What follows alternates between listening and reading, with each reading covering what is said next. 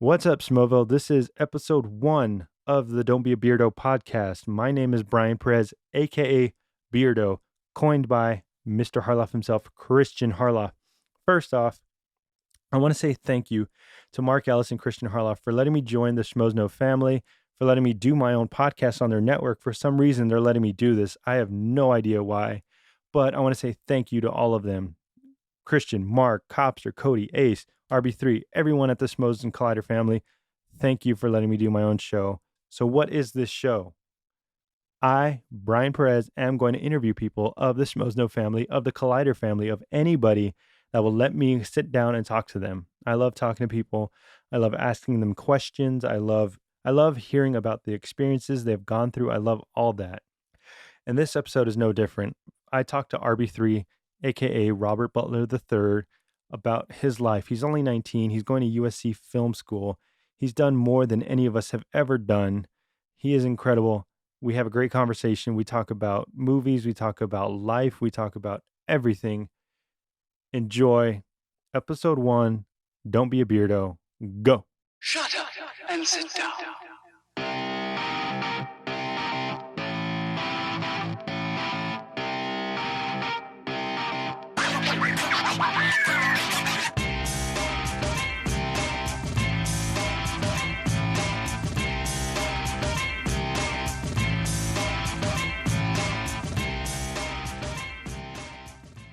You excited? I am very excited. I'm excited. RB3, Robert Butler. Yes, sir. Robert Butler III. Thank you for having me, Mr. Brian Perez. Thank you. Thank you for doing my first show. Thank you for inviting me, man. It's a real honor. Thank you. How's it going? How you doing? I'm doing well. Barely keeping above water, so. You seem like a really busy guy. Yeah. Were you coming from this morning? You coming from a shoot? Yeah. I was on set for a student project that was like juniors and seniors projects, and a friend of mine's needed some help on the set. I was gaffing, like setting up lights and all that kind of stuff. Really? Yeah. Do a lot of people help out each other here? You go to USC? Yeah. USC School of Cinematic Arts. A lot of people, are very, very hands-on, very friendly. I think it's a lot about connections here, like meeting people. Uh-huh. So with me, this guy who I was working with today, and he's the producer on the film and director. Her name was Sarah, if I'm not mistaken. And we been shooting for the past couple of days. And I had met the guy at orientation on the first day of school here, and we're both transfer students coming in. Yeah. So we obviously connected that way, and then he saw me the other day, said he needed some help, just came up, and that's kind of how a lot of this stuff works around. Yeah, is everyone helpful like to each other? Is it like because you were doing a gaff position, but like if you have someone that like, do they say no? Because they're like above that, or is everyone pretty helpful? No, everybody's like pretty much filling out the same roles. If a PA needs help, I'm gonna help a PA. If the AD needs help, I'm gonna help him out. But if I need help, they're gonna help me out too, just the same way. That's awesome. It's very like community experience. What do you want to do, or what do you enjoy doing the most? Well, it changes a lot. I used to do. Editing is something I've been doing for a super long time. Editing? Yeah, so I'm good at it, I think. But physical production is always fun. The only thing is like it's really intense work if there's like a lot to be done. Mm-hmm. Especially if you're like a production assistant. Like a lot of people don't know is like if you're a PA, you need like really good upper body strength because you're moving a lot of stuff. You're moving boxes, you're moving tables, you're moving everything, setting up crafty, doing it all. Doing it all, literally. Yeah. So but that's always fun to me, man. And then, obviously making my own stuff, but I haven't gotten to really make anything like big and full out as like a lot of the juniors and seniors here are doing, and they kind of have to do it on like a monthly basis almost. They have to do a project like every month? Well, yeah, something like that for different classes, different places and stuff like that. So, but you're only a sophomore, right? Yeah, I'm only a sophomore, yeah. So do you move up, like when you're a junior, will you be able to do your own projects? Well, I hope so. See, what was where I'm at now, I'm a cinema media studies major. Mm-hmm. Basically like film criticism, writing, reading.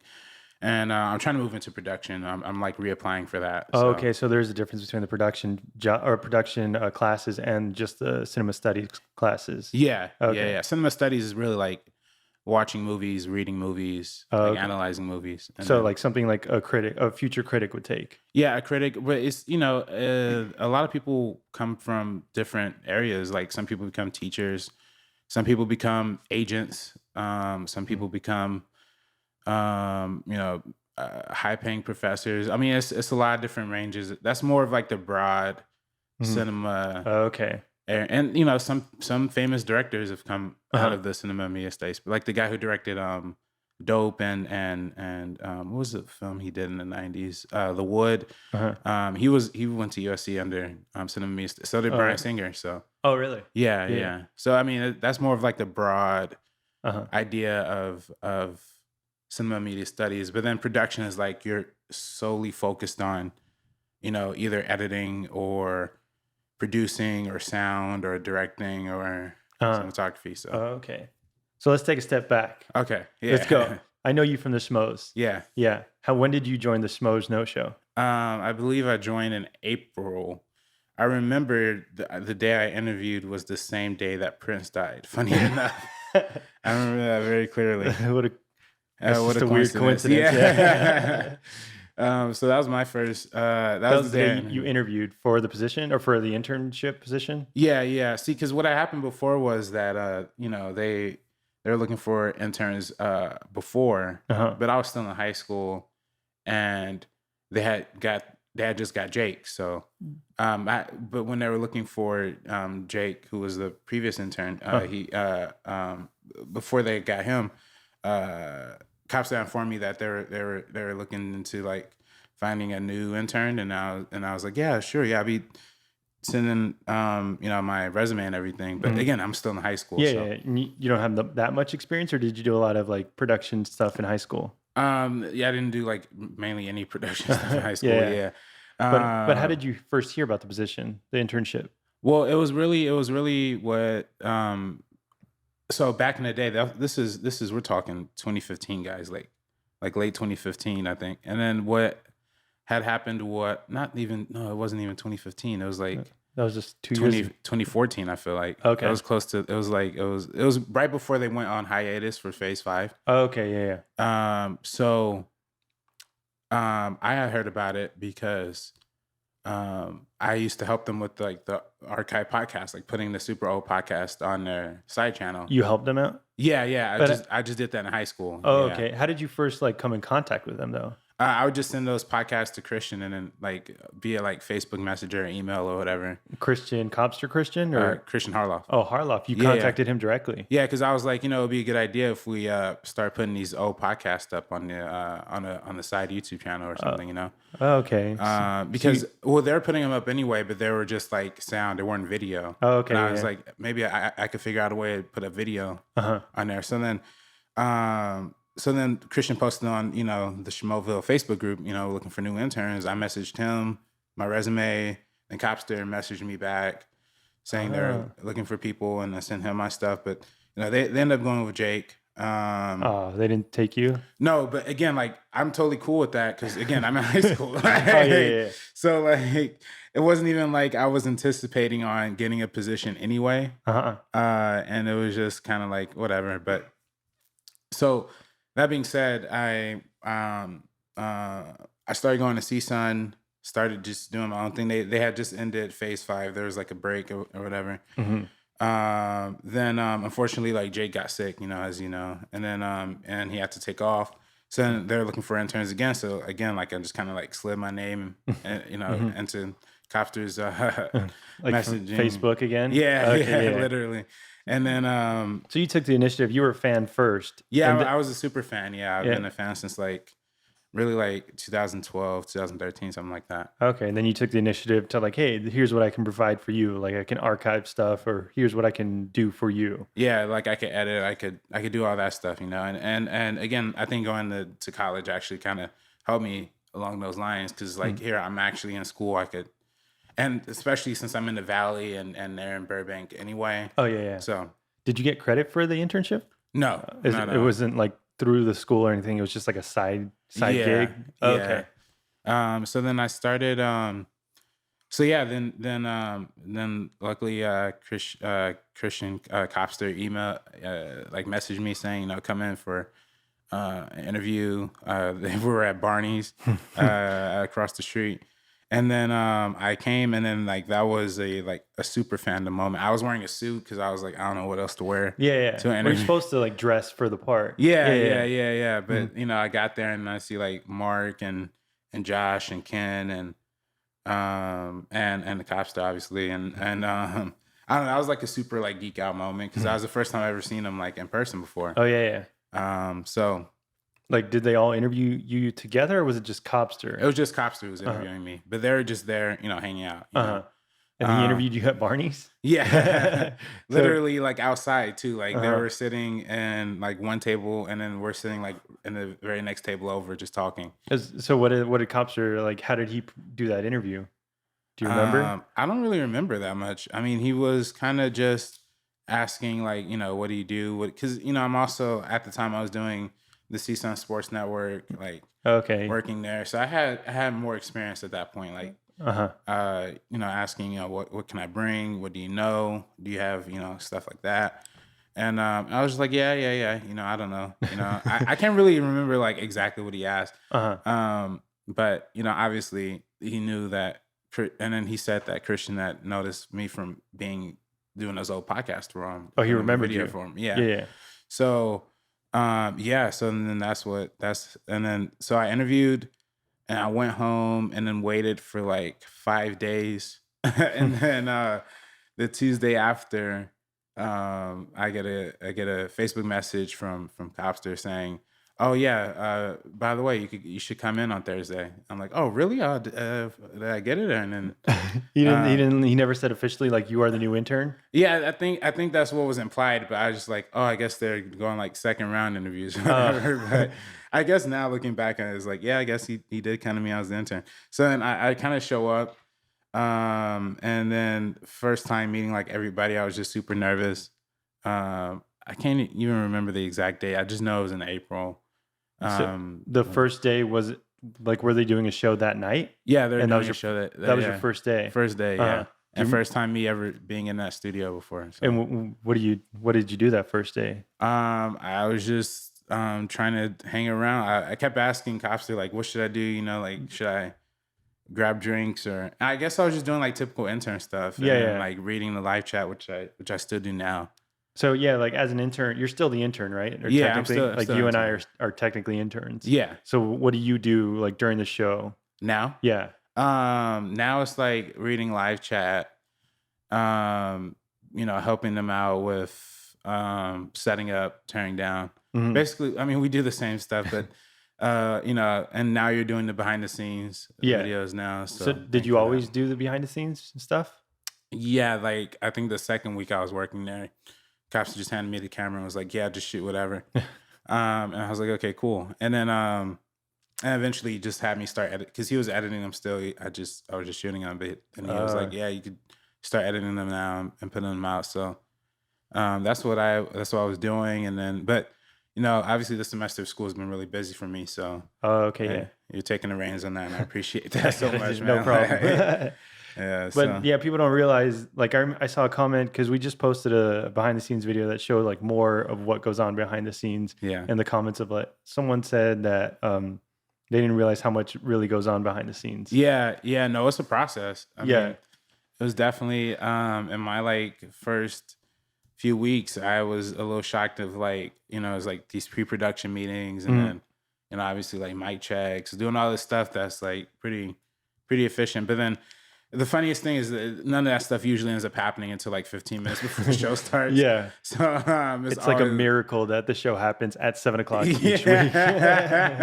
I mean, literally, if you watch any behind the scenes video, I think like you'll see like when I put at the bottom like timestamp 6:59 and then people are still running around, like that's literally how it is on the. Yeah, it's pretty crazy that it's a live show. Like you don't think about it, but it is just from 7 to 9. That's when the show is. Yeah. But that's insane. Yeah. But people don't realize also that because Collider has shows before and after that, we also have to like break down and do everything. Like it's a whole process. Yeah, especially now moving to Wednesdays. Uh-huh. You know, they do like some awesome tackler stuff right before us, right? Uh-huh. So it's like they're going until 6, and then from 6 until 6:30. Because before the pre-production meetings, us like crew have to like set up all the cameras and the lights and make sure that's all in the right position too.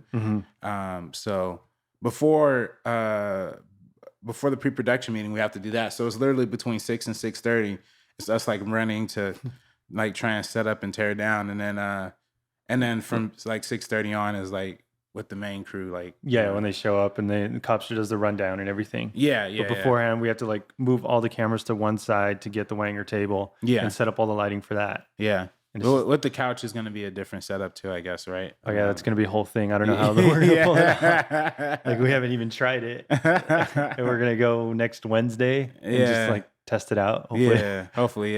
Probably get there a little early or something. See what we could do. So do you drive from here all the way to Burbank? No, I mean I have a license, but I don't have like a car. So usually it depends. Now that the show's on Wednesdays, I usually Uber from the campus to. Because I have a class that ends at like 3:50. Okay. And for me to get from here at USC to Burbank, that is at 3:50. You're talking about at least an hour and hour and a half almost. Really? Yeah, with the traffic. You're in an Uber for an hour and a half? Pretty much, yeah. Shit. I mean, it's sometimes it's a little easier. Sometimes it's like maybe an hour, and sometimes an hour 15. But if I'm not like inside of a car by at least 4. I'm not showing up to the studio until like 5:45 maybe. Damn. Yeah, it's like, and it's not even like far. If I was to drive with no traffic, it would be a 20-minute drive. Yeah, it's like 8 miles away. Yeah. but you know, just with the stupid LA traffic that we have here, it's crazy. Do you notice the difference between Wednesday and Thursday traffic, or is it the same? It's like almost the same. Yeah. I mean, I just know one day, I don't know what they had. I think it was like a soccer game or something. But I literally left my apartment at 3:30 and then didn't get to the studio until like 6 something. Yeah. And then there's on Halloween, I literally didn't show up until 5 minutes before the show started. So damn. Yeah, that's do you just like take a nap in the back of the Uber or something? Or are you working on shit? For that day, I was just like, I think I did like a Q&A on Facebook or something, like, just to kill time or something like that. But yeah.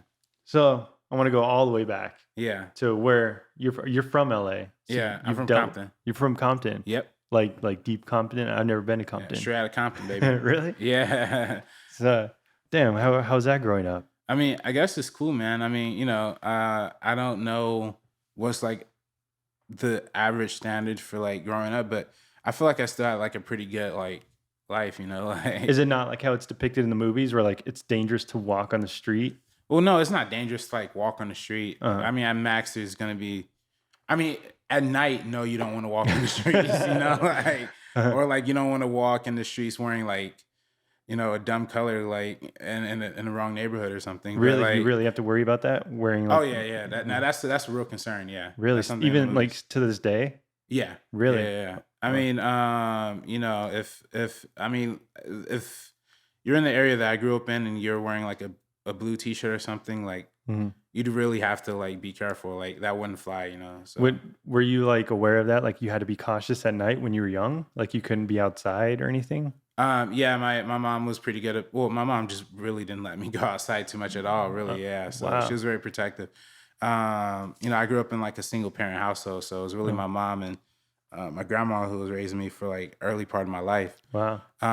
So with them, they were always, and I was the only kid, you know, in the house, so they're very protective. Your only child? Yeah, only child. Well, my dad has 4 other kids from like different mothers. Wow. So like I have like 4 stepsisters. Do you know them or do you talk to them at all? No, I talk to them. Yeah. Really? Yeah. It's not like an awkward situation or anything. No. In fact, I think even one of my sisters like lives at the house now.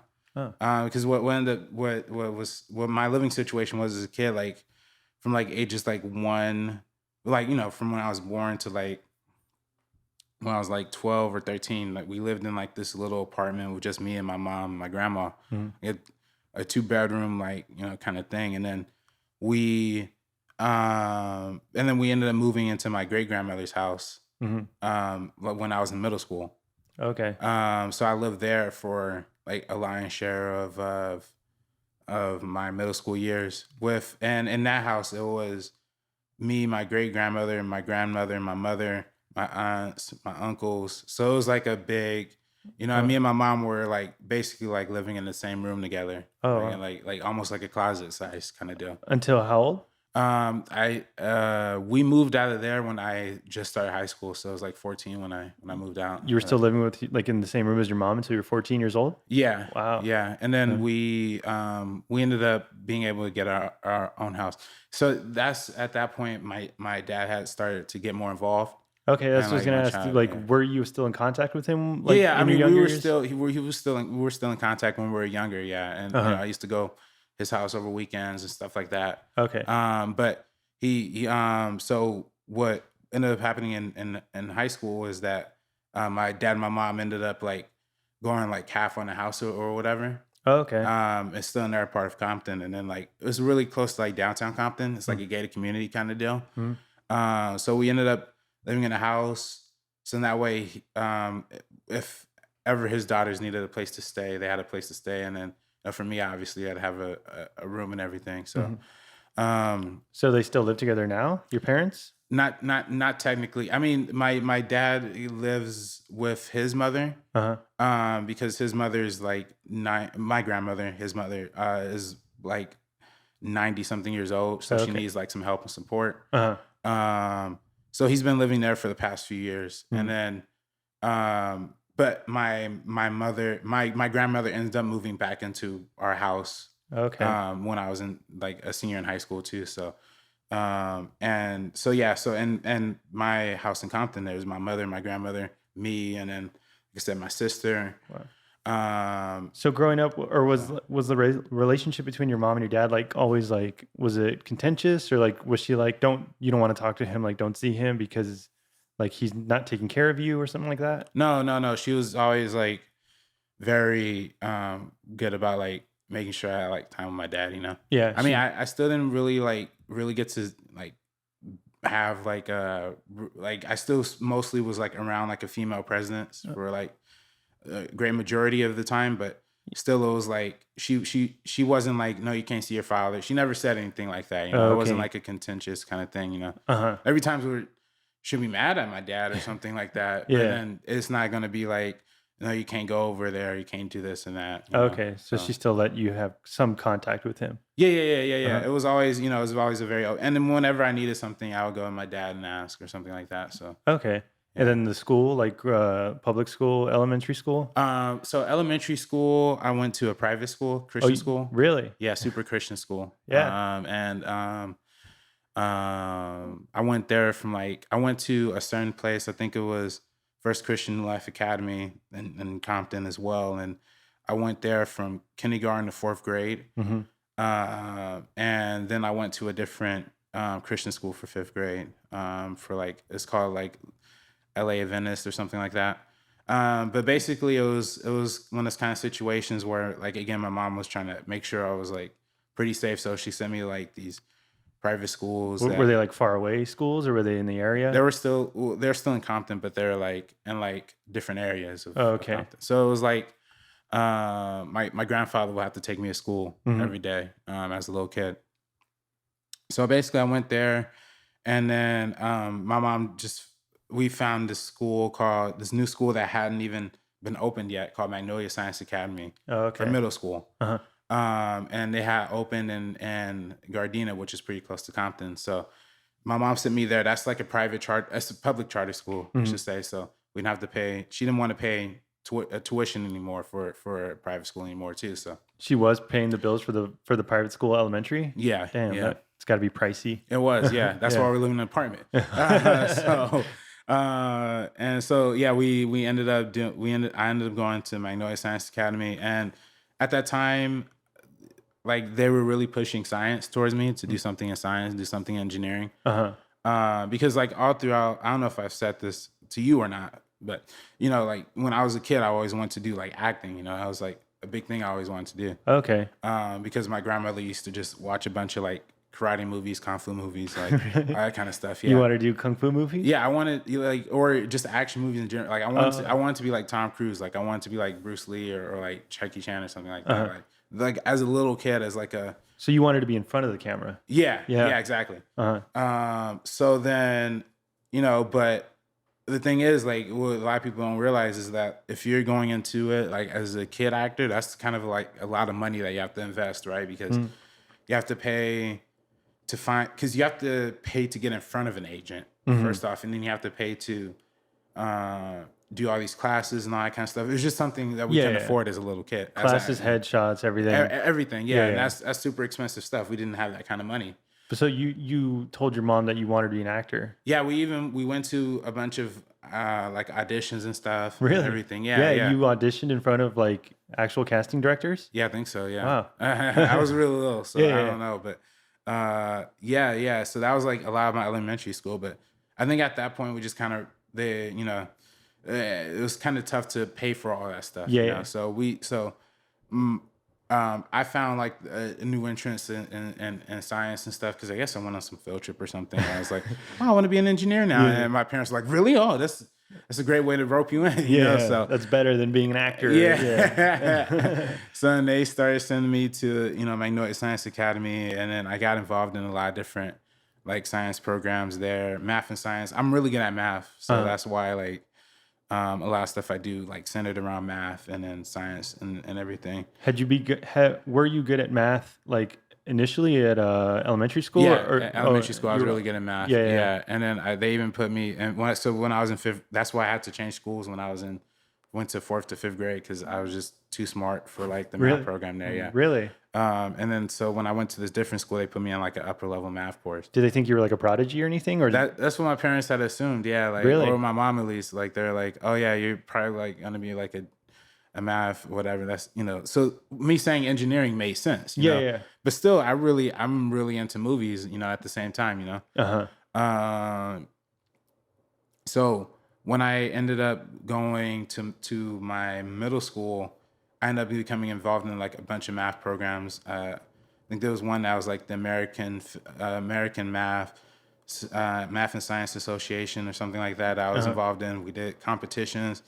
And then a big program that I was involved in was this program, National Society of Black Engineers. That's why I got involved in middle school. And then that plays like a huge part into my high school.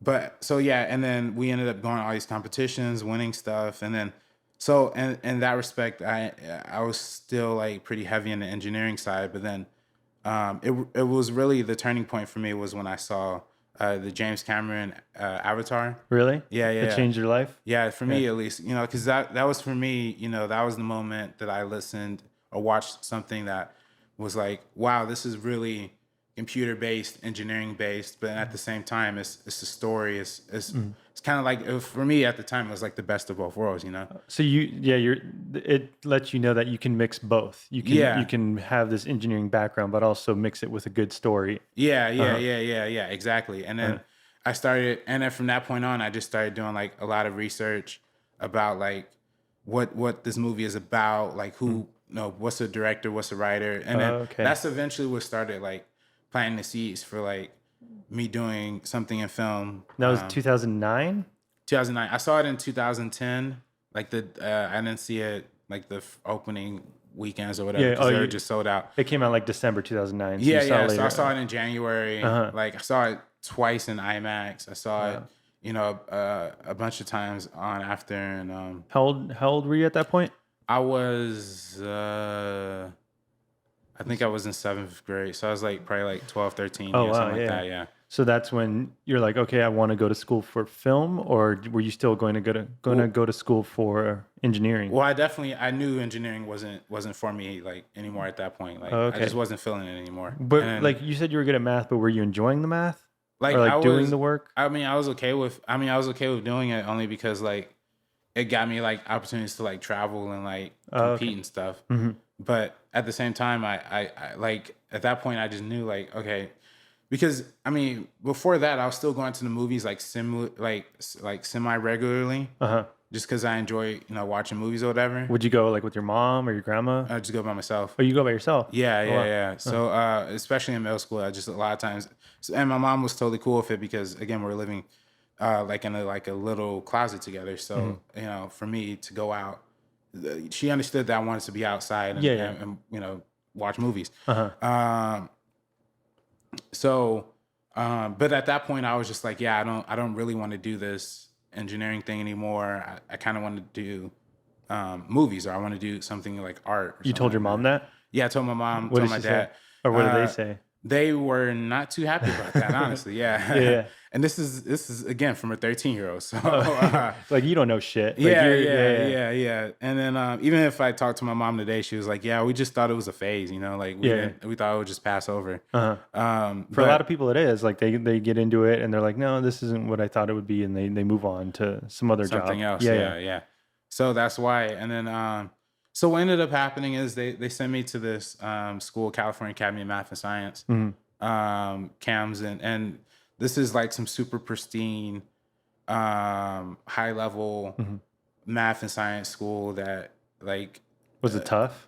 super tough. Yeah. For just getting in, you had to send an application, interview, have all these. It was literally like applying to college to go to that high school. And you were like 15 at the time? 14. Yeah. Did you ever think you're like, what the fuck? Like, I'm just a kid. Like, why do I have to go through this just to go to high school? High school, yeah, exactly. But no, like you stuck with it, or your parents like adamant about it? Yeah, they're like, because I was like, please just like send me to an art school or something, like an art high school, because they didn't want to send me to, like Compton High or something. Yeah. And they were like, no, everything's too far. It's in Long Beach, downtown LA. I'm like, well, I could take the bus, and they were really not okay with that. So yeah, they ended up sending me to CAMS, and the reason why it was such convenience because it was close. It was in Carson, which is like another city that's close to Compton. Yeah. So it was literally like an 8-minute drive to drop me off to school. The Math and Science Center? Yeah, Math and Science School. Yeah. Oh, yeah. It was on like the campus of Cal State Dominguez. I don't know if you know where that's at. I think so. Okay. Yeah. It's in, it's close to Compton. So like they were able to just drop me off and keep it rolling.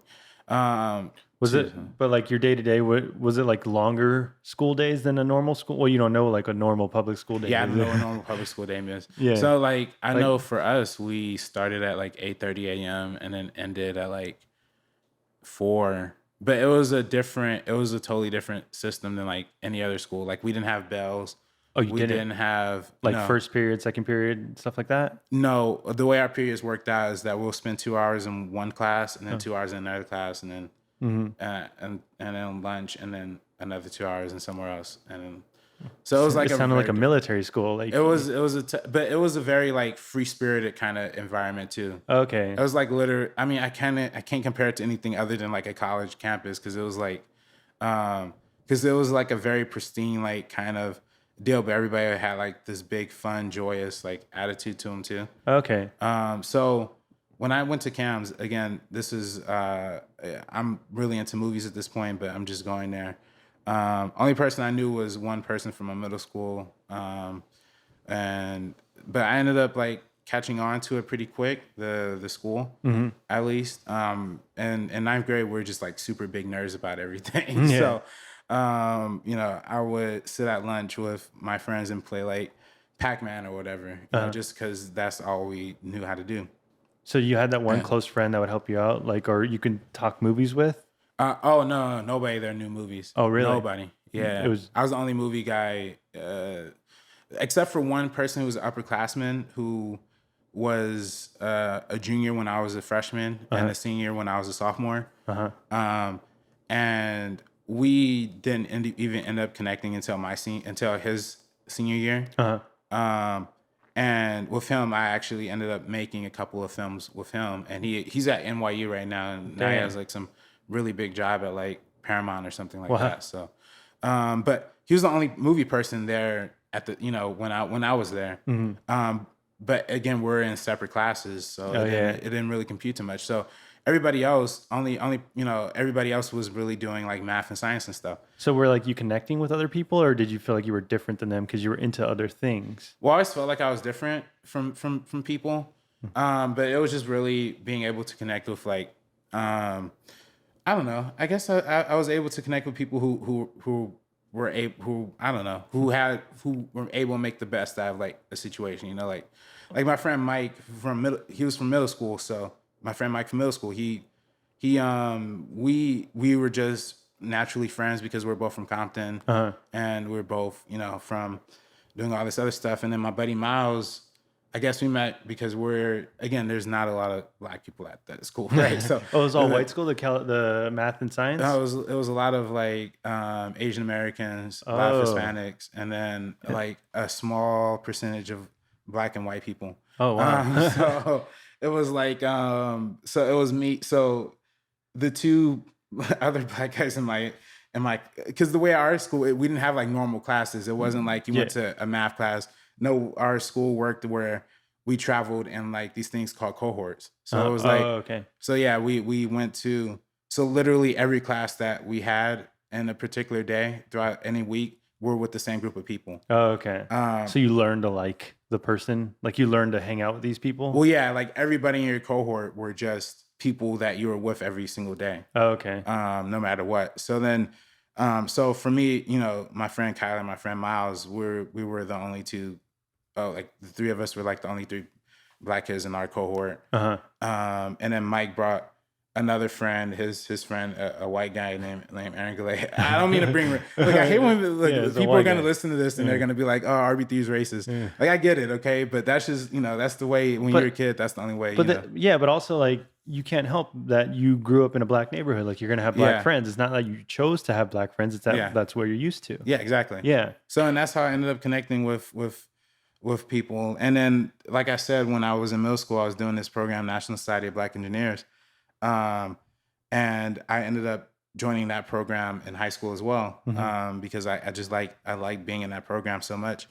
So through that, I had, and what NSBE is we call it NSBE, not NSBE, National Society of Black Engineers. So what that program is like, it's like a collective group of like engineering students or like math students or science students like across the world that like meet up and travel to like conventions and like different parts of like the country or whatever like that. So you got to travel all over these places? Mm-hmm. Wow. Yeah. So in middle school we did, okay, hold up. I have to back to middle school. Sorry. Yeah. In middle school in 8th grade, we went to San Francisco for the regional conference. And then for the national conference, it was Missouri, St. Louis, Missouri. And the reason that I stuck with that so much is because I was able to see like a bunch of different like places and areas while also still at the same time like being engaged with like different people of color, like you know, meeting together and working together. So that was always a program that like was very encouraging to me. And then what actually ended up happening in 8th grade when we were in Missouri was that my group, because I was like the leader of like our science group or whatever, our group ended up getting qualified for this like international competition in Turkey. Like not NSBE related, but it was like a different science competition. So you went to Turkey? Yeah. Yeah. And it's the strangest story ever because the reason that ended up happening was because we entered the competition, obviously, just submitted our project idea. And they're like, oh, you guys are accepted, but you have to fly yourselves out and stuff. And then my parents are like, oh yeah, there's no way you're gonna afford that. It's like $1,000 ticket to Turkey. Yeah, it's like a $2,000. Yeah, something crazy. So then what I ended up doing, the rambunctious 8th grader that I ended up emailing like Turkish Airlines, like there's a group of 10 of us that can't afford to go to Turkey, but we want to compete in this competition, and they just gave us free tickets. Really? Yeah. Wow. And we ended up getting like those free tickets and then going, and then the school ended up helping us out with like housing or whatever. And we stayed in Turkey for like a week. Yeah. So no one told you to do that. No one said, hey, maybe you should try to email the airline and see. Yeah, nobody told me. You just came up with that idea to do that. Yeah. So I think that's like kind of like a microcosm of like how my mindset's always been. Like people, like I don't really wait for people to tell me stuff. I just do it. And like if I really want to go, I'm gonna figure out a way to do it. And these places you've gone to, like when you went to San Francisco and Missouri, did your mom go, or were you able to go by yourself? My mom went to Missouri, and then because she really liked the NSB program as well. Okay. But it's not like you wanted her to go with you. Like you were able to go by yourself. I could have went by myself, ideally. Like you were more independent than like a Yeah. normal 8th grade person, Yeah. 8th grade kid would be. Yeah, exactly. Uh-huh. Yeah. So my brain's always been wired weird like that. So when I go into high school, I participate in this NSB program, and we go to what do we go in 9th grade? I think we went to Pittsburgh or something. Mm-hmm. Home of Josh McCouga, and that's where I really started to bond with a lot of people in that group, in that club. So, long story short, I ended up becoming president of that club in 10th grade, which is really weird because all the other presidents have been seniors at that point. Damn. But then, so they're like, I was the president of that club in like 10th grade, and then I think I completely shat the bed the first year of what? Of running that thing because we didn't have like almost anybody in our club because it was just like a club or whatever, you know. And then I think I was able to really help pick it back up in like 11th grade where we had like literally like 12 people going with us to these conferences and stuff like that. But I'm only saying that to as like even though I was in the movies and even though I was really wanted to do I really didn't want to do engineering. I still love being involved in that whole environment and stuff like that just because I was able to connect with people you know in that respect. So. You traveled more than anybody had done at that time. Any normal person. And you know my grandma always told me like she's never left the state. Where I've been to like literally like half of like the country like doing before you're 18 years old. Yeah, exactly. But then how did you like what was the plan outside of high school? Like did you know you wanted to go to CSUN, Cal State Northridge? No, okay, so I knew I wanted actually USC has always been my dream school. Even just do either engineering or film, I always wanted to go to USC where I'm at now. And you had all these like extracurriculars that you can have on your application. You were the leader of all NESBA and all this stuff. And then I eventually ended up joining like our student body ASB thing and like becoming one like the leaders there or whatever. And then but the reason I there was a couple of things. So then the way I was able to the reason I didn't go to USC, I'm gonna start again. Sorry. No, take your time. So, well, why you initially wanted to go to USC straight out of high school? Yes, that was the original. That was my original goal, but I didn't get into USC. I applied for the film production program, obviously, but I didn't have any. I didn't really have any experience. In film. You had no experience, no reels, no anything. So I mean, other than just a short that I made and like doing video projects for a group project or something like that. I didn't really have any like honest experience in doing any of this stuff. So the only real experience I had was being able to work with under the mentorship program of Bill Duke. The actor director of he was in Predator. Oh, okay. Yeah. He has a mentorship program for people of from inner city communities. Okay. For like kids or whatever. And you took that? Yeah. And what it is like a media boot camp. So they teach you everything you need to know about film, television, all that kind of stuff. So from there, I was able to learn how to edit. And I was able to learn how to shoot and what a script was and how to write a script and stuff like that. And it was like an 8-week program or something? Exactly. It was like an 8-week program every Saturday. Oh, nice. And things like that. So from there, I was really able to like grow and learn about filmmaking. Did you do that before you applied to USC or after? Before. Okay. So I did that in 10th grade. Oh, and then, okay. And then I just started making, like I said, videos for group projects. But again, I had nothing to go to USC for. And then we didn't have any film classes at our high school because it was math and science school, obviously. The only thing we had was like musical theater. So I was in that for 4 years. But that, again, that's not, you know.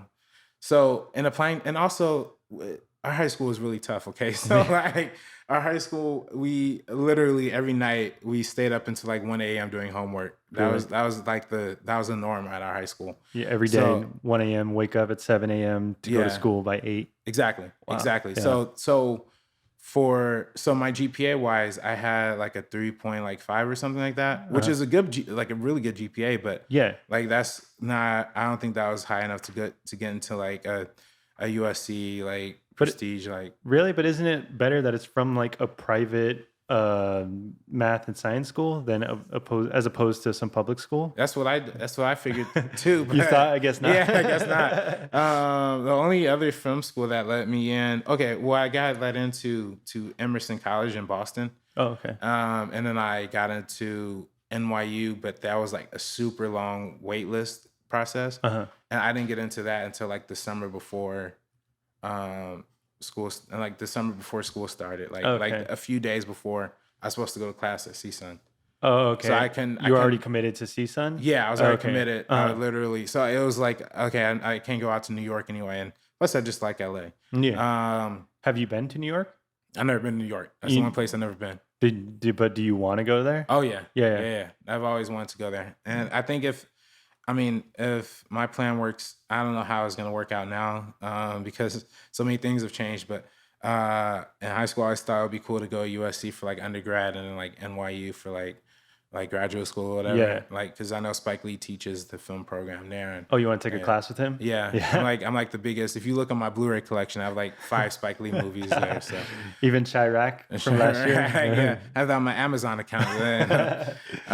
But yeah, no. So for me, so for me going to CSUN, that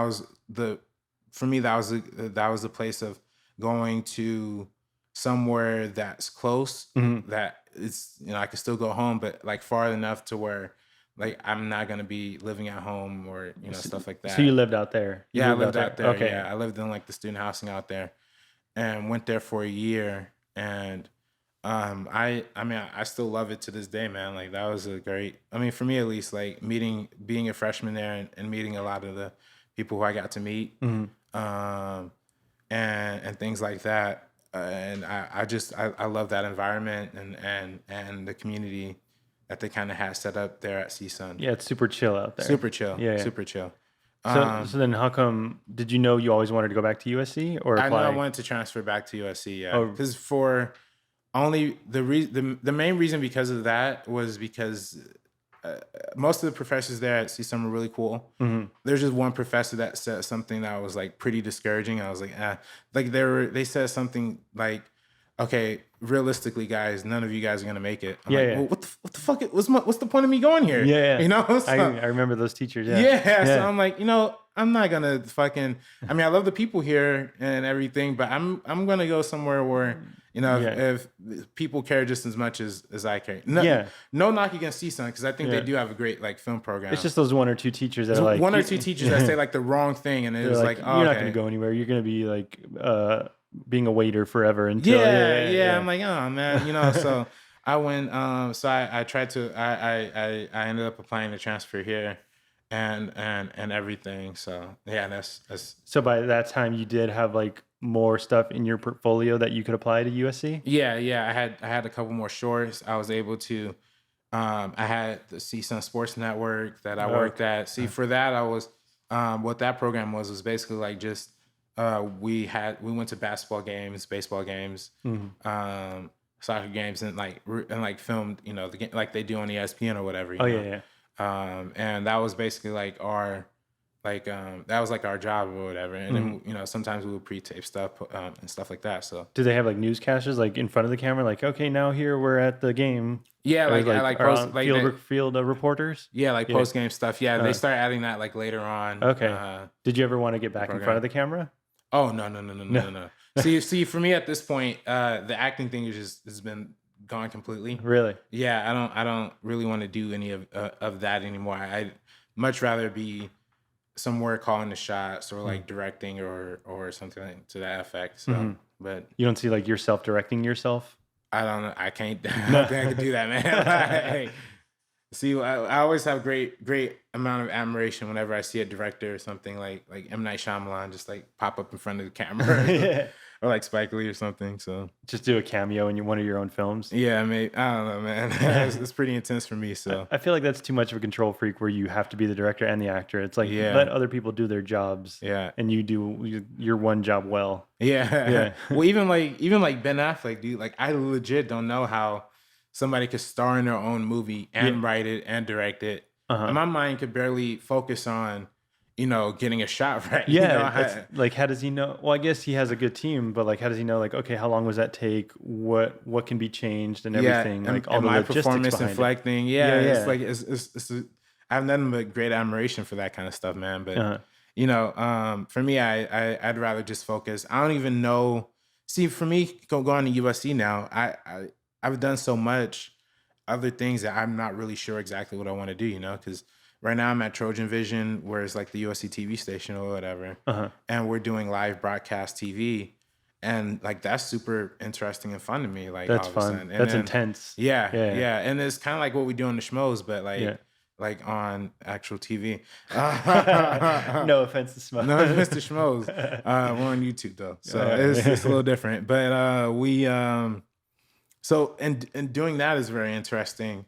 I've been doing a lot of PA work lately, and then but so like the physical production, like production management, like all of a sudden becomes like an option, and then obviously I'm still editing my own stuff. Where it's like, do I want to do editing still, or I'm very interested in looks, so cinematography. I'm not exactly sure where I would want to lay my eggs, or even doing schmoes, like being in like a podcast kind of environment, or being, again, that's like it's another example, like live TV, like in a way too, or like online criticism and stuff like that. Okay. So there's a lot of doors that are open, and I'm just trying to take as many as possible. So you're unsure of like if you just want to go the direction of directing. Yeah. Like you don't know that that's what you want to do yet. Yeah, Uh-huh. yeah. One thing I do think I'm pretty certain on is I don't think I would want to be like a journalist or like a film You wouldn't critic. want to be? I Or? wouldn't want to do that, Uh-huh. only because I've since being on Schmoes and since being in the cinema media studies program here, Mhm. I mean, I love watching movies, obviously, but it's just like it's kind of, I'd much rather be making something Yeah. than to be talking about something, It's more It's more fun and more interesting than Yeah. creating something than just talking about what somebody has created. yeah, Not yeah. not that it's a bad thing. I love criticism and talking about films, but like Yeah. at the same time you want to make your own thing Yeah, exactly. and have Yeah. someone else talk about what you've done. Yeah, Yeah, yeah. I mean, I love talking movies and writing about movies, but I think for me, it's kind of like this quote that Stanley Kubrick said. It's like, it could take a lifetime to make a movie, but it'll take somebody 2 hours to write about it. Yeah, yeah. Or So it could take 5 seconds now with a tweet. Like that movie sucked. You know? Yeah. Some asshole just tweets out something and it ruins the movie. Yeah. So, and so I just kind of, I don't know. I'm trying to take as many different avenues as I can, and see where that leads me. And Do you write a lot of stuff?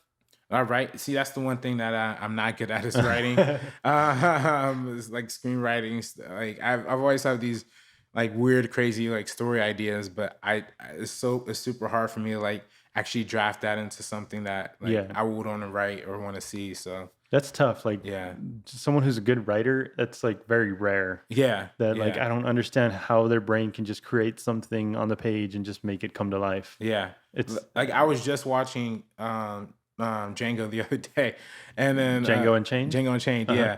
And I was just kind of thinking about like, wow, this is a lot of story here. Like, Yeah. there's obviously like a lot of thickness going on here. Like, I don't personally know how, or something like The Social Network, which is one of my favorite movies, or like Steve Jobs, where Me too. there's just like tons of dialogue. Yeah. And it's like, I don't know how that can happen. How you do that? Yeah. How the I fuck? feel like I want to type something. Yeah. But how do I even like type that or something? I don't know. And then the So, way they say it, like the poetry of the words and the flow of everything, like how do they put that together and create a Yeah. character around it and Yeah. make sure everything fits? And it's just insane what screenwriters can do. yeah. So that's why, I mean, I always had like great appreciation for like screenwriting Mm-hmm. and storytelling in general. in that respect. So would you want to like take a already written script and like create it yourself, or work with a screenwriter? I would definitely like to like work with people, because I worked on sets. I worked on on a lot of sets with like a lot of writer directors. And what a lot of those people are able to do is they're able to take the words but like live within them. You know what I'm saying? Like they're able to readjust what needs to be said, or readjust something to stay focused on like an overall goal or whatever. Oh, okay. And even if if it's their own material, they'll feel free to like change or write something else within it, or outside of it, to make it, you know, feel like uniform and still achieve the same goal. So I think that's a really tough thing but I think that's something that I would want to be more attuned to, you know, like working with a writer with me and that kind of deal. So, and a lot of the times with writers too, like amateur writers, they write something and they think it's done, but it's not very good, and they don't take criticisms well to the writing, so they don't want to change anything, but the writing can always change, and it can always be better. Well, see, you know, and then I always kind of hear about I know somebody like Max Landis, for example, says that for him, you know, he's written like Young Frankenstein. Franken, not Young Frankenstein. the one that with Daniel Radcliffe, and American Ultra, Chronicle stuff. He was on the Schmoes No show back then, so you know that's how I got introduced to some of his stuff. But he kind of said, you know, it takes him 100 scripts. It's going to take 100 scripts before you get something like decent, you know.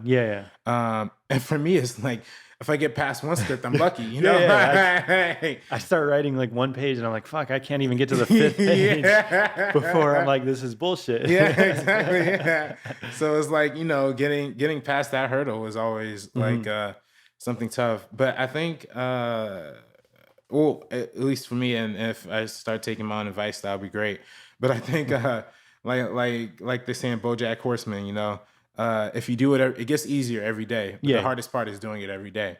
So, so that for me is like, I think in terms of writing, that's what it takes. But it takes working at it every day. No matter how shitty it is, just because you're doing it, you're going to get better at it. Yeah, exactly. And I think that's just like an overall like thing of filmmaking too, is just like, for me at least, like I edit stuff pretty much every day. I'm working on different stuff almost every day. So I just kind of feel like the more you practice something, the better you're going to become at it. So, the 10,000 hour rule. Exactly. Like you eventually, hopefully, you will get better at it and you will master something.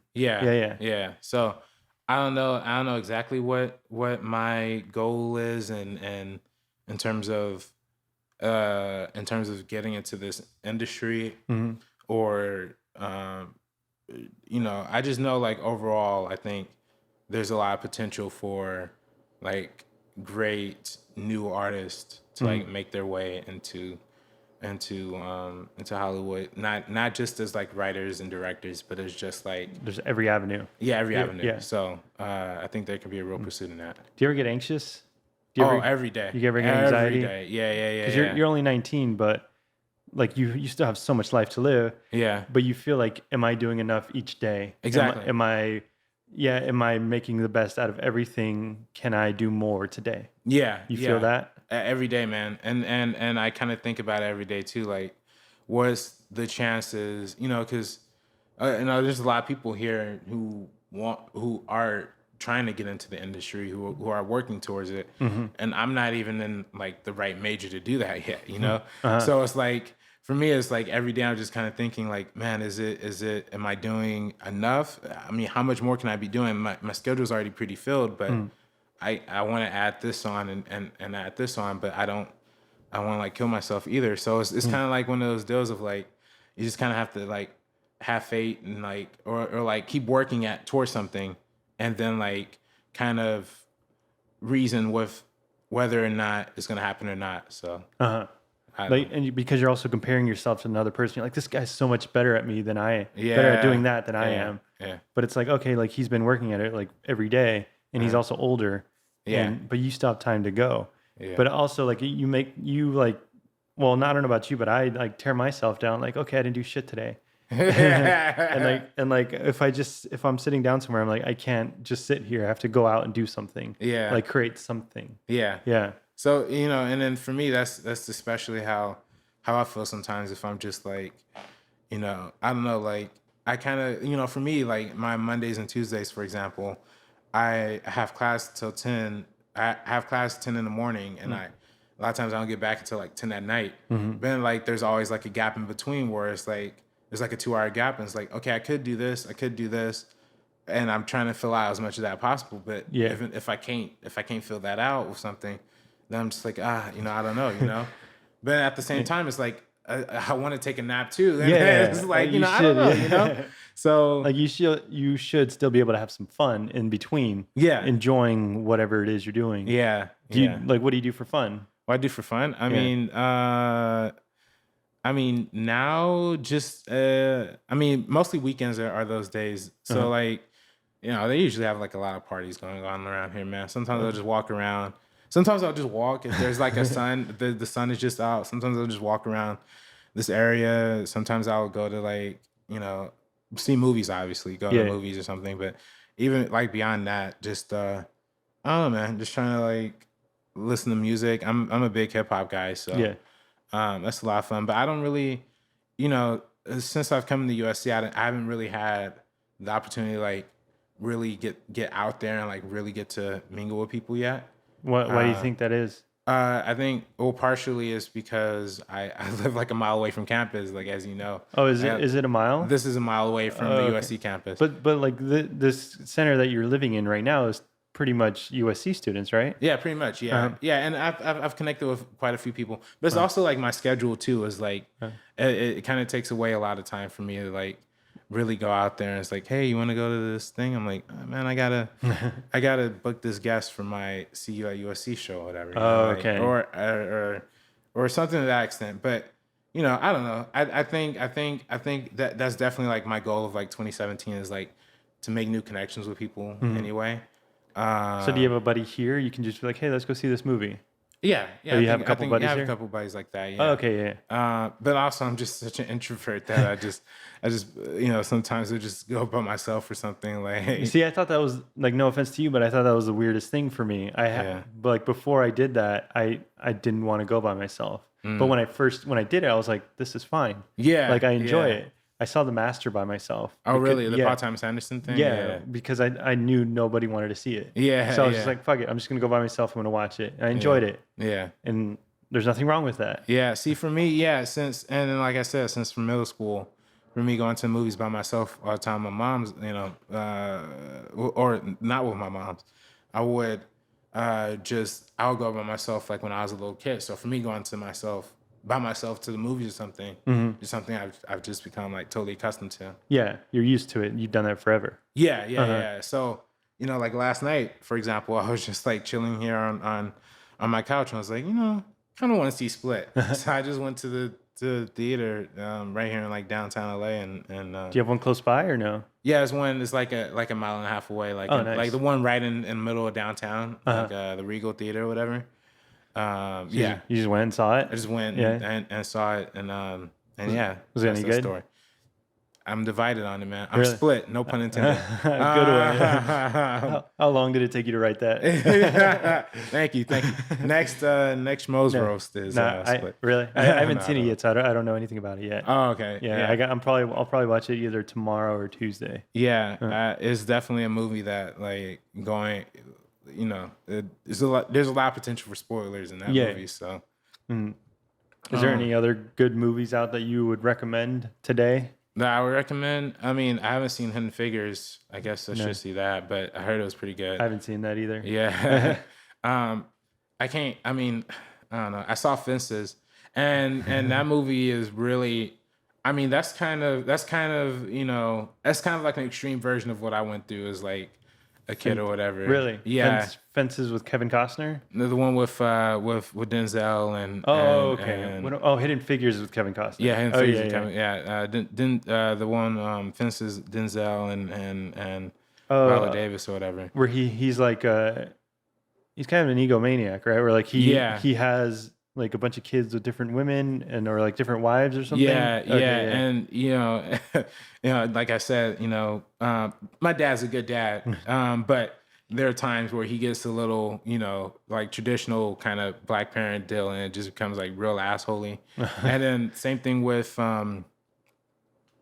and in that movie, I'm not trying to. It's not really a spoiler, but the son in that movie wants to play football, but his dad doesn't want him to play football, and that's kind of like a lot of my high school experience dealing with my mom and dad trying to do film when they still wanted me to do engineering. Okay. So it was like that one kind of hit like a little too personally for me. So So it hit too personally where you couldn't enjoy it? I couldn't enjoy it at all. No, I Really? wanted to walk out halfway through. Really? Yeah, like Well, you would think that because you could relate to it that you would enjoy it. yeah. Oh, it was too much for me, man. It was too much. And then they kind of and it ends up going a certain way. I don't know. It was a little too heavy for me. And then so I that was one movie I saw at my mom's actually, and then I was like, yo, Ma, I got it. I'm about to split, but she had me sit through the whole thing. But Did she enjoy it?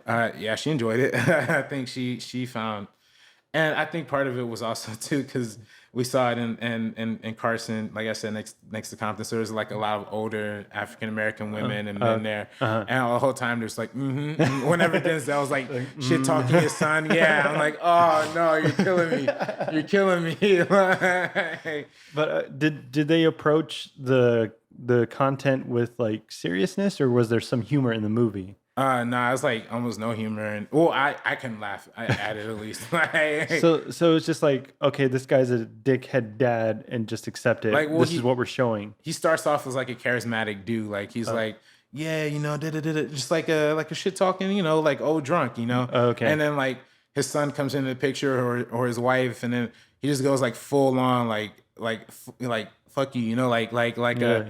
Like resentful father. He's the kind of dude that in this movie that's like, I didn't get anywhere, so nobody else should. Wow. So and that's kind of like a lot of the relationships of people I've interacted with through my family. So then and seeing that movie, and again, I'm not talking about my dad here because my dad's cool. But there were moments where it was like, I need to do this thing in film, and it's like, no, you're not doing that.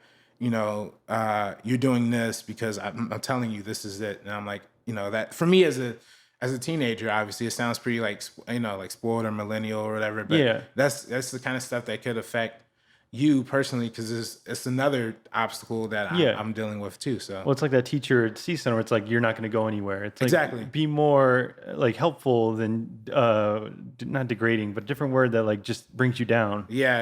And even to this day, I mean, like my mom and or dad might still joke of like, oh, so you're still not doing engineering? Da, da, da. It's like, But makes me so mad. are they joking or are they serious? No, they're joking, but they know how mad they used to make me in high school. So, but yeah, so for me and watching something like, for instance, that was probably the only movie I've probably seen in like a long time where it's like, I can't really say anything bad about it because it's like, it's cool, it's a good like performances or whatever, but like I can never watch that movie again. Like that was too like emotionally disruptive for me. Have you seen Moonlight? Yeah, I saw Moonlight. Yeah. What'd you think about Moonlight? It was good. I mean, it was really good. It's one of my favorite movies of the year. Really? See, I saw it last night. I think it's overrated. Oh, really? Yeah. Okay. See, for that story, I kind of like I was talking to my mom's about it recently too.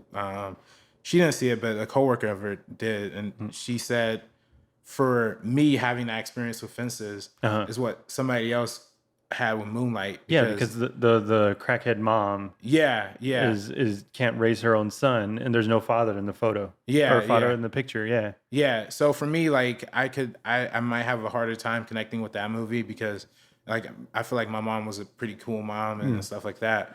And I didn't have to deal with a lot of stuff that like Chiron deals with in that movie. But for something like Fences, that is a film that really like struck a certain chord with me and maybe a lot of people. Hit too close to home. Yeah, hit where too you're just close like, to fuck this. Yeah. So for some people with Moonlight, I think that's what but why? Tell me, why do you think it's overrated? I think it's over. I don't think it's the best. Well, I haven't seen many movies this year, but I saw it. I was underwhelmed by it. Okay. I think it's very well done. I think the performances are great, but I don't think there's much story to it. Yeah. Like when I go to movies, I want to see a story from beginning to end. Yeah. I want to see the character do something. This guy is just a pretty passive character that just gets the life just kicks the shit out of him, and he takes it, and then he fights back once when he hits the guy with the chair. Yeah. But then like I'm spoiling the movie here, so fast forward like 2 minutes or so. But he hits the guy with the chair. He goes to jail, I think. Yeah. And then that's it. Then he meets the guy that helped beat him up when he was younger, and then the movie ends. Yeah. And like there's really not much there, or I didn't see that much there. Yeah. But I did enjoy the performances, and everything was great. And I also wanted more of the guy from House of Cards in the beginning. Yeah, yeah. I wanted more of him because I Yeah. thought like he helped shape the kid in the beginning. Yeah. And all of a sudden like he's gone. Yeah. But I don't know. I just wanted more to it, other than just this mopey kid. Yeah. Like I understand that no one's taking care of him, and he has like low self-esteem, and like life is kicking the shit out of him. Yeah. But at the same time, like you want to see an active character like grab life by the horns and just take it. Yeah. just do something instead of just taking it.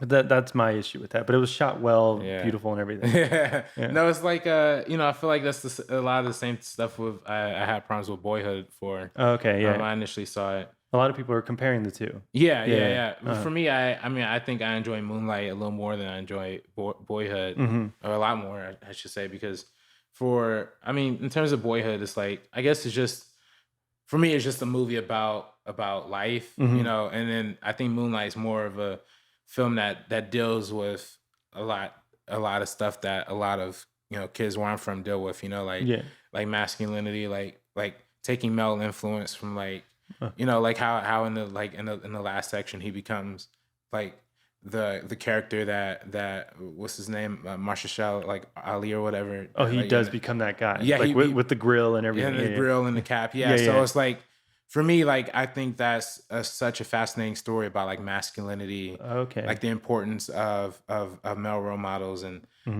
because I don't think. Obviously we've seen a lot of movies where there's like a single parent household or whatever, like for Black kids, but I don't think there's ever been a movie that kind of tackled it in that sort of way of how somebody could adopt to one person's lifestyle because that's their role model, that's their figure. And I think, for me at least, that's something I could relate to.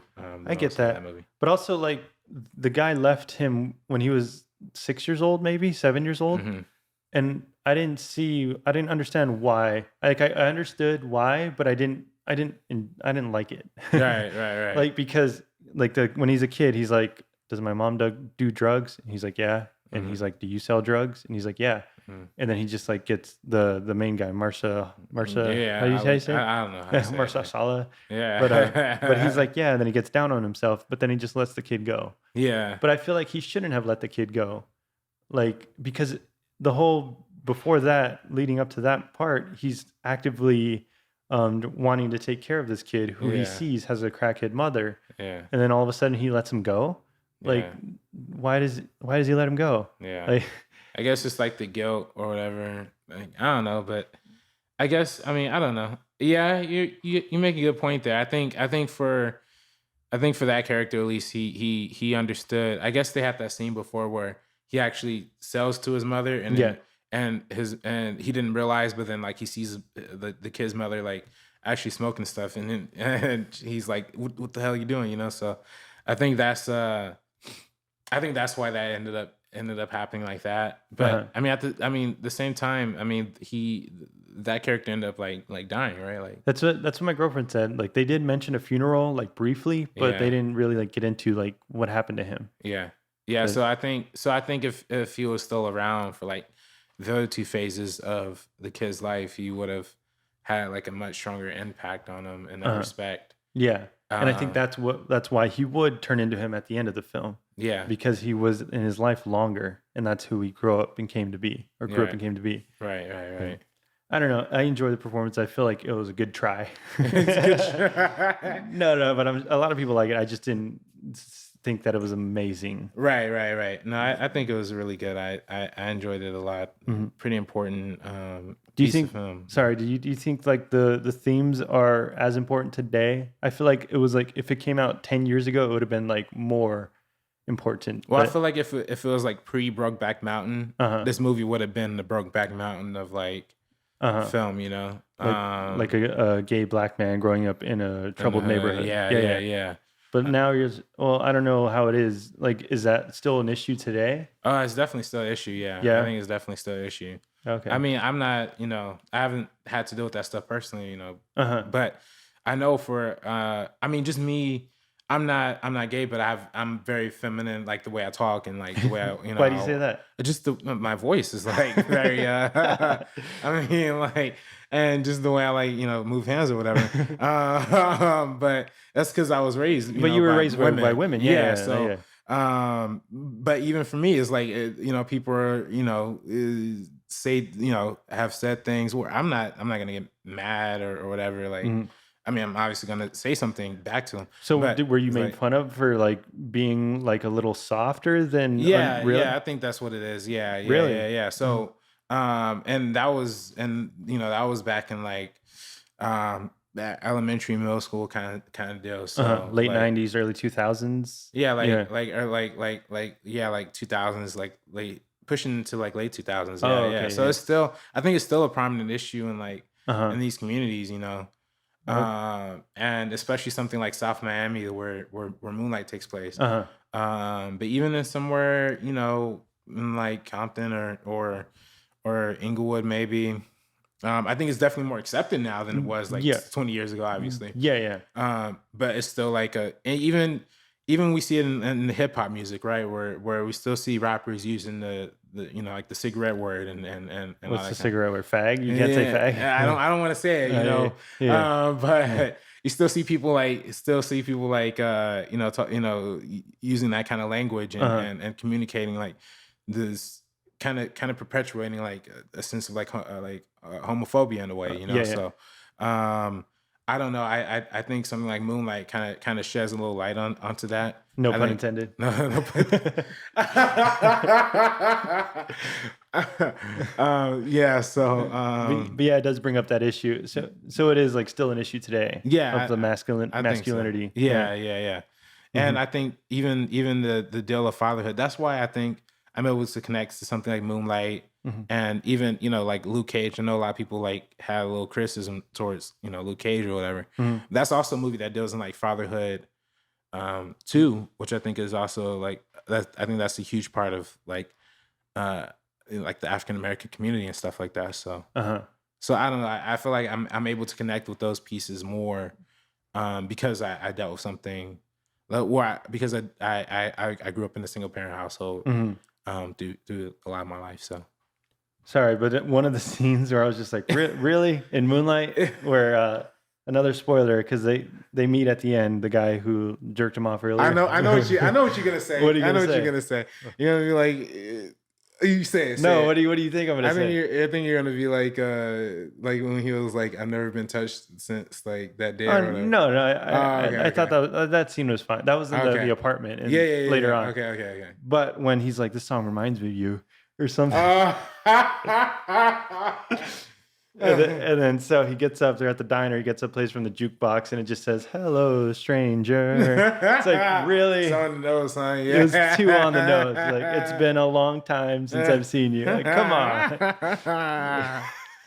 Yeah. Like you just on the nose type music that's pointing out what's happened. That time has passed. I didn't notice that. I gotta watch that again just for that moment.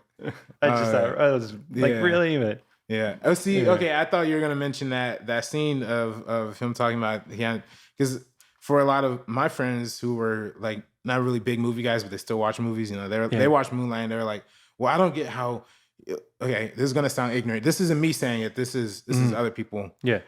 People are like, "Oh, see how he didn't get touched? Didn't he go to prison?" I'm like, "Oh, well, you know, I mean, well, not everybody has to get touched, you know."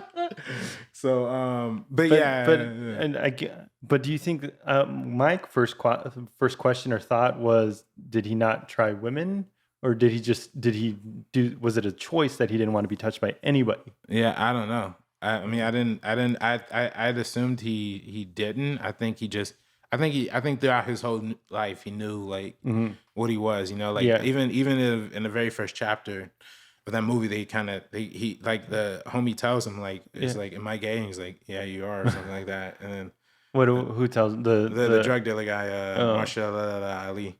But yeah. Well, Or because his, like- his mom says you see how he walks and how he acts and shit. Yeah, but then they also have that scene where like the kid asked him, was like, what? do I like boys or something like that? And Yeah. and then the drug dealer told him like yes or something like that. Well, he didn't. Oh, like, I don't know. confirm. I forgot how the conversation went. He just said what's a, I didn't mean to use the word again. What's a faggot? And the guy's like, that's a mean word to make gay people feel bad. And he says, I don't know if he said, am I gay or am I a faggot? He said, am I a faggot? And the guy's like, you don't like know, or am I? He said something like, am I gay? And he said, you don't have to worry about that right now. Oh, okay. See, for me, the way I read that scene was that he's basically telling them is like, it's okay to be who you are. Just be the best you or something, like, you know. Yeah, that's kind of what I took from that scene, right? Yeah, and the mother too, or the girlfriend, whoever that was. Yeah. She was very helpful and just like taking care of him and just being like, you be who you are. Yeah, and I'll always be here for you. Right. She was great. Yeah, I didn't know that was Janelle Monáe. Yeah. There's a lot of people. Super hot. Yeah, and then she's in Hidden Figures too. She's in Hidden Figures. Oh really? Yeah, I didn't know that.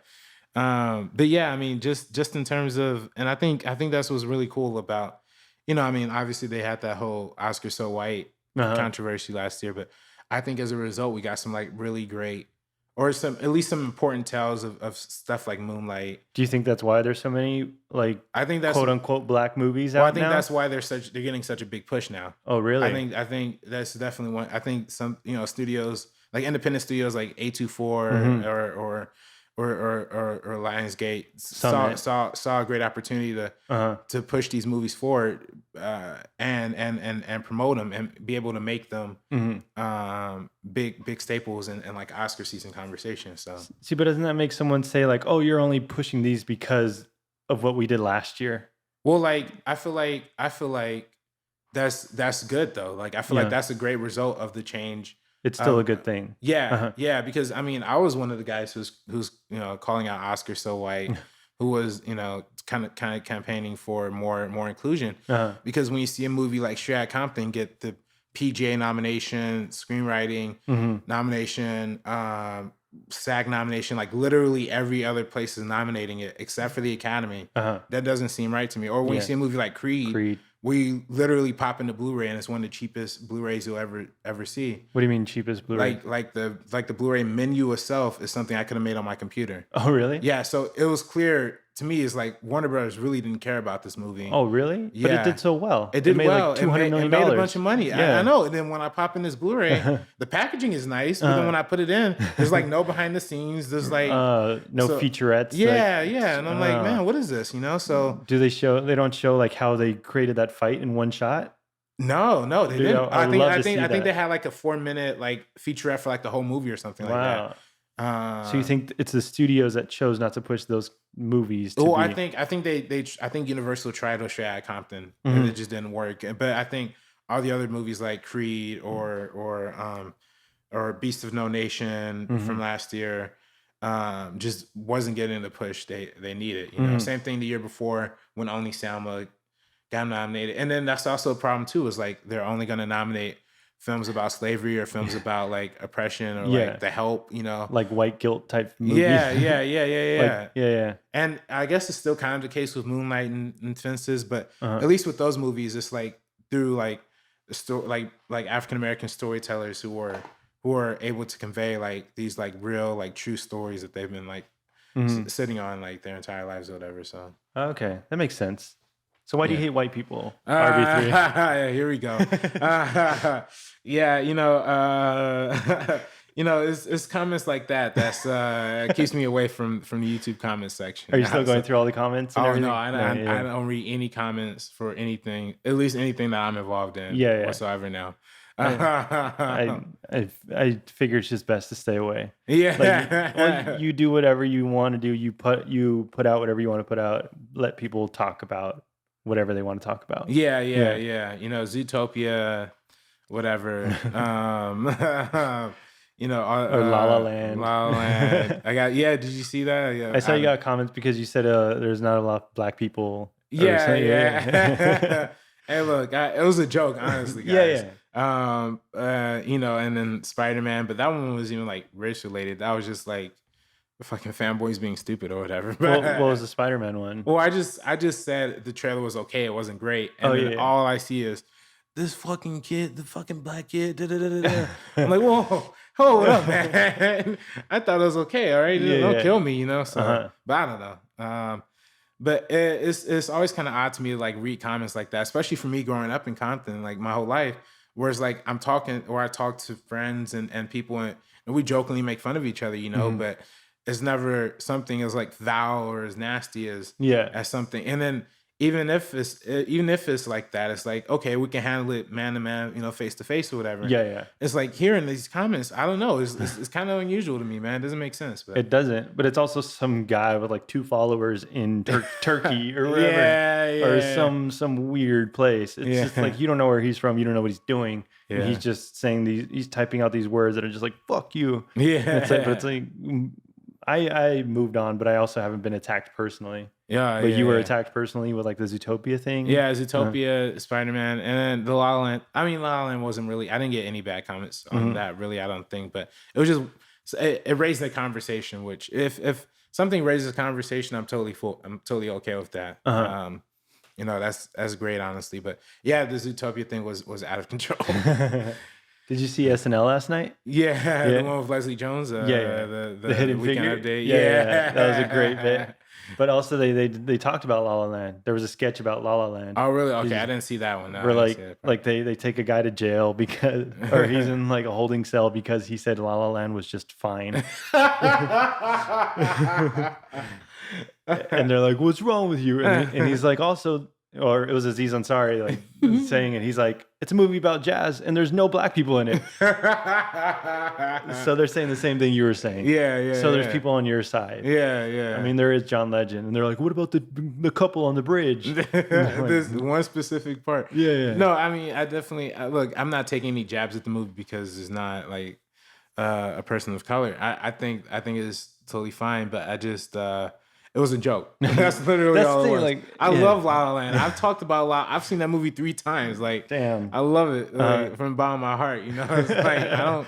I don't really have a problem with sensitive. It. The only thing that's like a legitimate problem for me is that the one black dude, John Legend, is the one like bad guy, like kind of deal is like who's trying to kill jazz or whatever, where he's actually making a good point. He's making hip hop jazz. Yeah. He's actually making a good point. It's like you do kind of have to change it. Like, you made a good point that like or Miles Davis or whoever they Louis Armstrong, like he changed it. Yeah. He didn't just like play the notes of someone else. They evolved. Yeah. And like they changed something to broaden the people that are listening because he said the guy's playing for 9 people. Yeah. So, but I don't know. I mean, I enjoyed the heck out of La La Land. So I think that movie's great. By the way, Brian, we haven't gotten your top 10 films of the year yet. I haven't seen that many. That's why I wasn't on the show. You haven't seen 10? No, I literally haven't seen like 10 movies this year.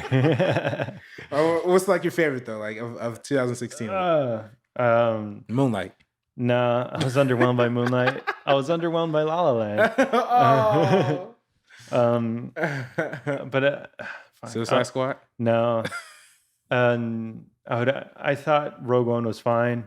I enjoyed Nice Guys for what it was. Nice Guys? I enjoyed that movie. Okay. I wasn't the biggest fan of the movie, but... Why do you say that? Oh, I think it was just kind of corny and dumb. And it was like the same Shane Black movie kind of over again. For me, at least. But. Like 1980s Shane Black movie. Yeah. Like the exact same opening of Lethal Weapon is the opening of... Oh, is it? Yeah, the like the dead prostitute and the... Oh. Yeah, I don't know. It's So for me, it was like, I don't know. It was fine. It was a fine movie, I guess. Uh-huh. I'm not really gonna shit on it. Uh-huh. Just I enjoyed it. I also feel like it was like Kiss Kiss Bang Bang, like how that movie was mean, but it was like fun mean. You know, it was like poking fun at it was a like dark comedy. it was dark comedy, yeah. But I feel like with Nice Guys, they pushed it a little too far to the point where I was like, I'm not laughing at any of this stuff anymore. And then if I'm not laughing, I'm totally seeing all the flaws of Okay. or like how Detroit is the villain. You know, like I don't know.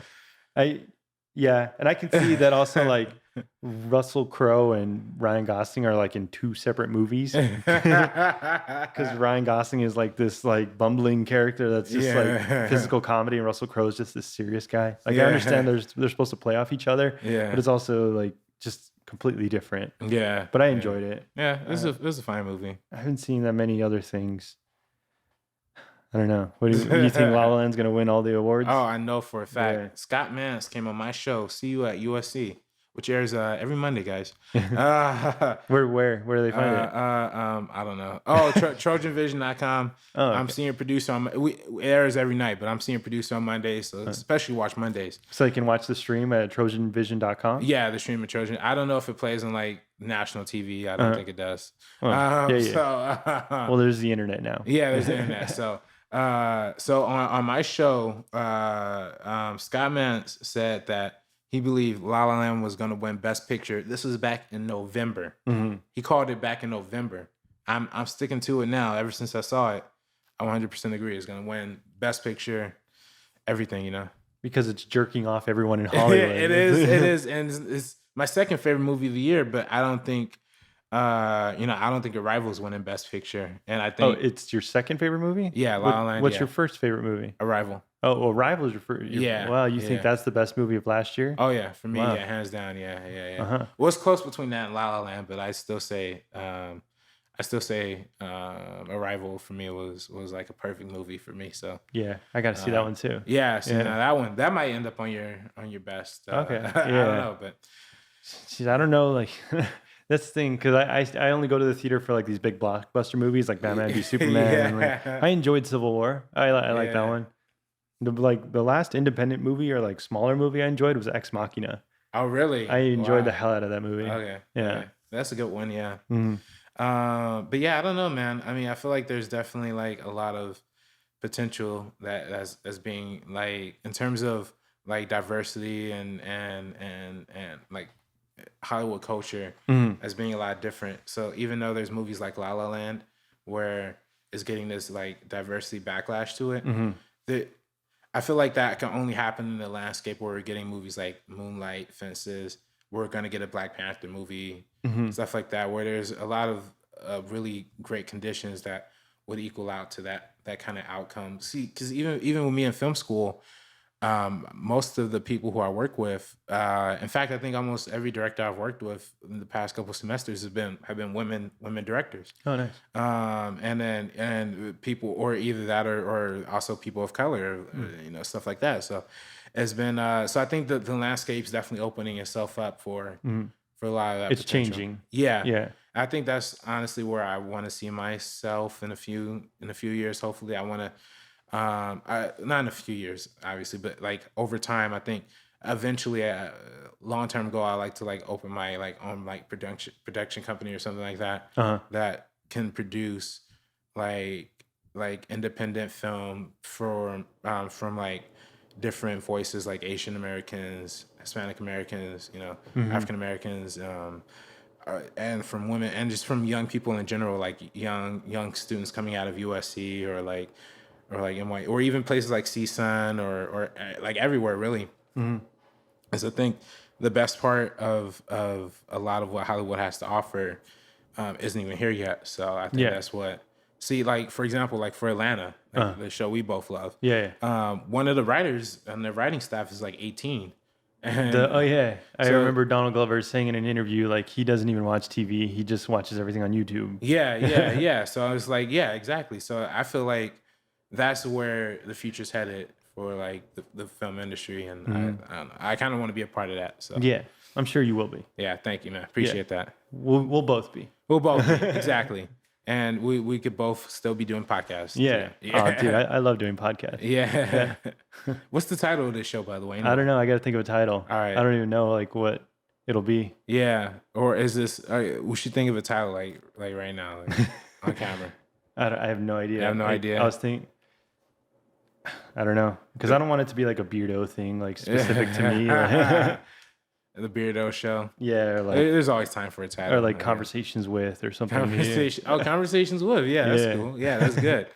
But yeah, man. Yeah, this was definitely really fun to be on here, man. Yeah, thank you for doing this, man. Thank you. Thank you for Appreciate being my that. first guest. Thank you for coming all the way out to my place and doing this, man. Like, No problem. That's really amazing. No, I thought I was gonna die on the way here in the rain.